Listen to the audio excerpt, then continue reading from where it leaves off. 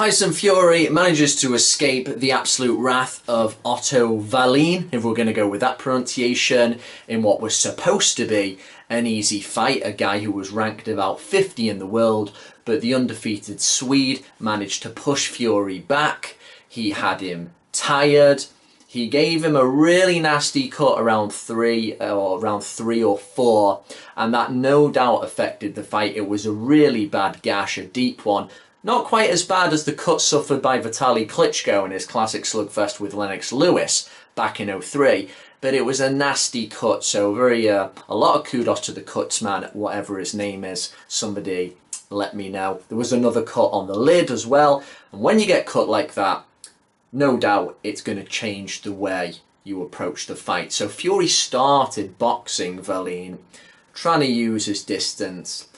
But Wallin, while not spectacular, he was using it a bit of head movement, keeping his balance well, and Fury really didn't get his jab going. He was trying to mix it up. He was doing his flicks with it, holding it out, trying to give him a little look. There was a lot of movement and feints with the hands, but there wasn't a lot of contact with his punches. Once he got cut, and as his conditioning seemed to fail, which is surprising because I think from what I've seen, it looks like Fury has been in the gym for a sustained period and he's kept his weight down since, of course, his absence, coming back, the two comeback fights, then the Wilder fight. Since then, it seems like he's kept his head down in the gym and his weight on the scales seemed to suggest that. What was he, 255? The lightest he's been in quite a while, a couple of pounds lighter than he was against Wilder. But despite that, we know he's not body beautiful, but his conditioning seemed to suffer. Was it just the fact the cut distracted him so much? But he changed from trying to box Wallin to win the mid-rounds, trying to lean on him and trying to slug it out, and it wasn't pretty. He was missing a lot.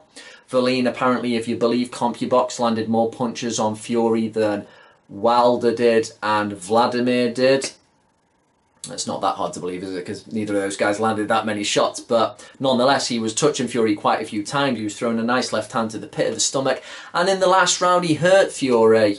And it really wasn't convincing. Now, was this just a case of a guy not really being able to get up for a fight that I don't think sold very well? And he's already got his eye on the Wilder fight. There possibly is a bit of that. But you still would have expected him to be more dominant than he was. Some people think you could have had it a draw. You know, I had it quite close. Maybe Fury just about deserved to scrape it. But I don't think Wallin was particularly good either. You've heard some people trying to rationalise it and go, oh, Otto's really good, isn't he? There was nothing I saw him do that was particularly special.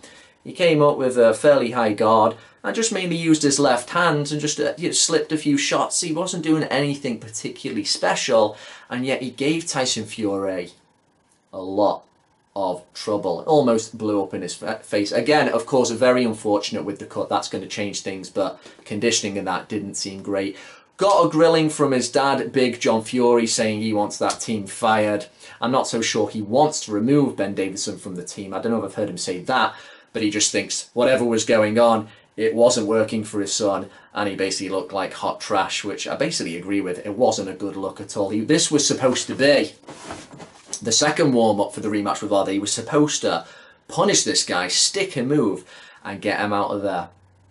I guess a bit of a negative thing, it was another example of the fact I don't really find Tyson Fury's fighting style that nice to watch. There's a lot more just like jittering and pecking away. He doesn't stick and move like Muhammad Ali used to, who could really follow you with the jab, then goes to the right hand and the left hook, who could punish you. Fury doesn't fight like that.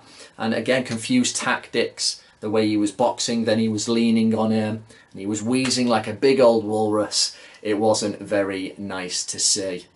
The Wilder fight is still supposed to be taking place next year in February, but this cut may take a while to heal. And even when it does heal, that is going to be a lot of scar tissue, and it might open up again very easily. So it wasn't very nice to watch.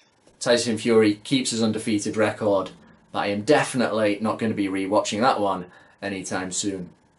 As always, thanks for tuning in. If you enjoyed the video, be sure to hit subscribe and don't forget to ding the bell.